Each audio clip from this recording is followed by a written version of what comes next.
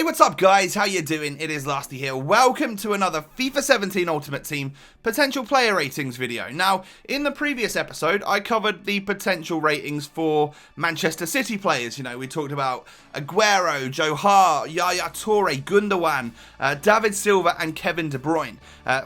5 or 6 pretty amazing players. Now we need to talk about their rivals Manchester United and some of the great players that they've got or could potentially have in the next couple of weeks. So if you could start this video off by hitting the like button, that would be absolutely awesome. And of course, don't forget to let me know down below in the comment section which club or player that I need to cover in a future episode.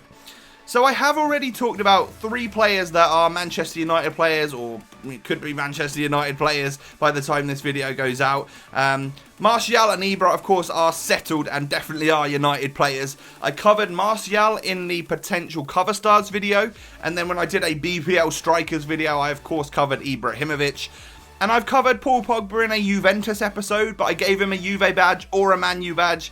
At the time of me recording this audio, he isn't a Man United player, or he sort of is. He's at medical point at this time, so he's looking like the most expensive transfer in the world, and he could be a Man U player by the time you're watching this. We've covered all 3 of these. This is what I feel like they will be rated in FIFA 17. An 81 left-sided player for Martial, an 87 rated Pogba, so a +1 on his FIFA 16 item, and then a +1 again on Ibra from his FIFA 16 item to a 90 overall rated striker. He's already scored a goal or 2 for United, which is great to hear and great to see, because I want to see this guy do amazingly well in the Prem, I really do.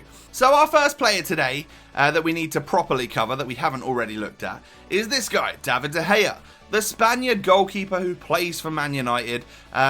A few seasons ago, I thought was a pretty dodgy goalkeeper. He didn't look like much, but he has grown into one of the best goalkeepers in the world, for sure. He really has. And I feel like in FIFA 17, we're going to see a +1 overall rating to an 87 rated Spaniard David De Gea goalkeeper.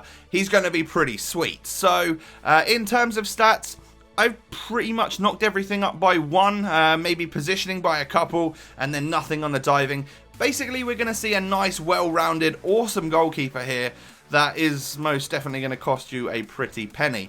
The fact that he's got the Spain badge means that you can link him to lots of great Spanish players that aren't necessarily in the BPL. Sergio Ramos, Piqué, that type of thing. And then, of course, the Man United badge is a very strong one as well. Lots of Manchester United fans out there. He's just going to be used in quite a lot of squads, I would imagine.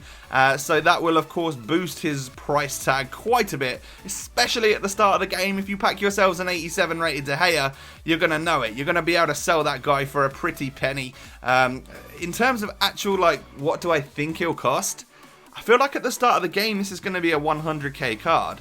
It's that rating. Once you go from like an 86 to an 87, it's a next level boost on an item, which really does increase the price. And of course, that price will come down over time, no doubt about it. But we're looking at what is potentially one of the best goalies on the game. Moving from goalkeeper then to the next line of defense, it is a defender, Chris Smalling, who does have an 82 rated upgrade item on FIFA 16.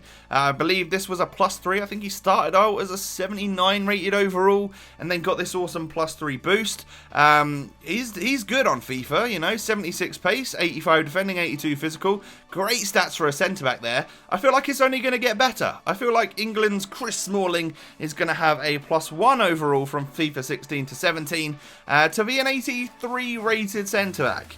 That's pretty good. He'll be up there as one of the higher centre-backs rated-wise in the BPL, which of course is going to boost his price tag as well. But stats-wise, I've given him a +1 in the pace category, +1 in the passing, +3 dribbling, +1 defending, and +2 physical. That's quite an upgrade for a +1 overall, but I feel like when you look at that card and those stats, I feel like that's worthy. 77 pace, 86 defending, and 84 physical. Could be an absolute monster.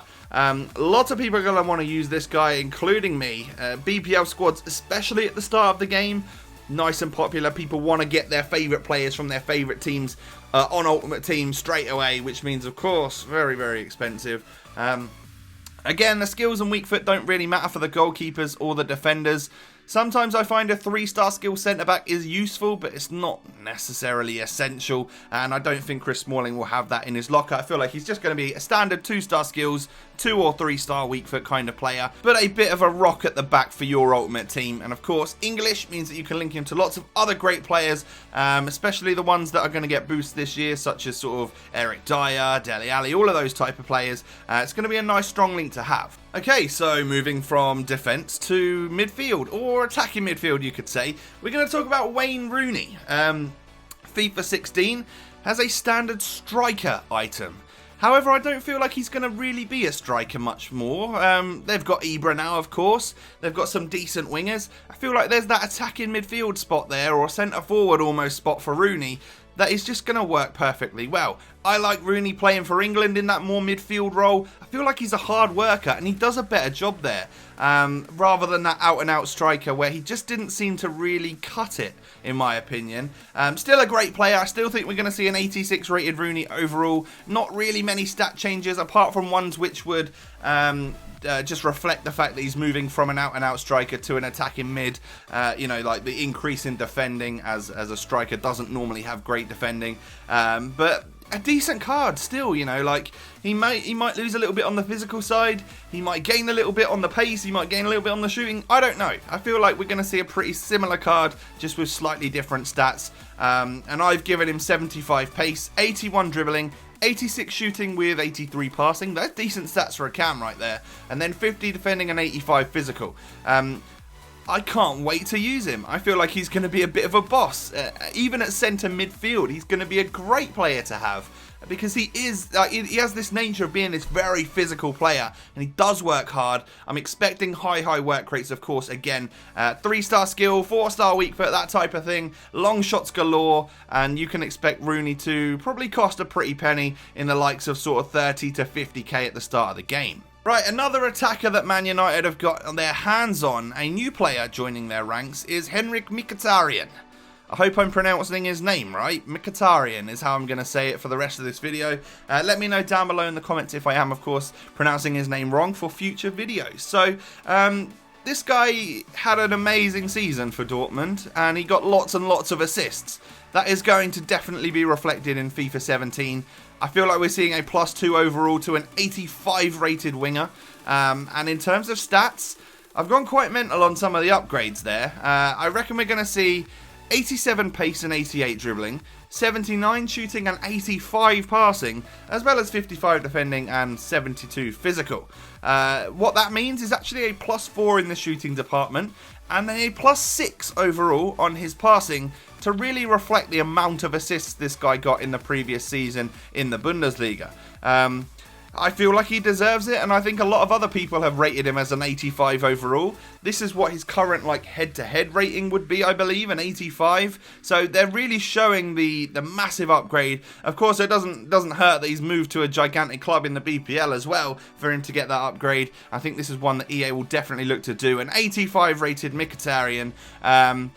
4-star skill, 5-star weak foot, gonna be really popular throughout Ultimate Team. If he does well and gets himself some informs as well, we're gonna be looking closer and closer towards a 90 rated Mkhitaryan, of which of course he's got a high rated Team of the Season Dortmund item from this year, which is brilliant. I love it. Absolutely amazing card.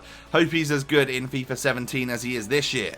And then finally, we need to talk about a little gem of a player that seems to have come to light over the last season. It is, of course, Marcus Rashford. Very good potential on this young Englishman, and of course we've never seen him on Ultimate Team. He wasn't really on it in FIFA 16. He just came into the frame sort of halfway through the season. People have been rating him as like a silver player, and I feel like that is about right. He was rated more of like a 69, 68 rated player, and then I think during like the end of the season for United, he really shone, and I feel like there's higher potential than what he currently would be rated as like a 69 overall. So I've given him a highest possible sort of silver rating card that you can get, a 74 overall. There'll be some people that potentially move him up to that very entry level gold item. I just don't see that being deserved quite yet. He's still so very young. But yeah, I think a 74 rated Rashford could happen. If it does, it would be a nice rare one, a nice expensive silver as well. I mean, he's going to be a pacey one. 88 pace, 74 defending, dribbling, and then 72 shooting overall. Very, very good stats there for a silver.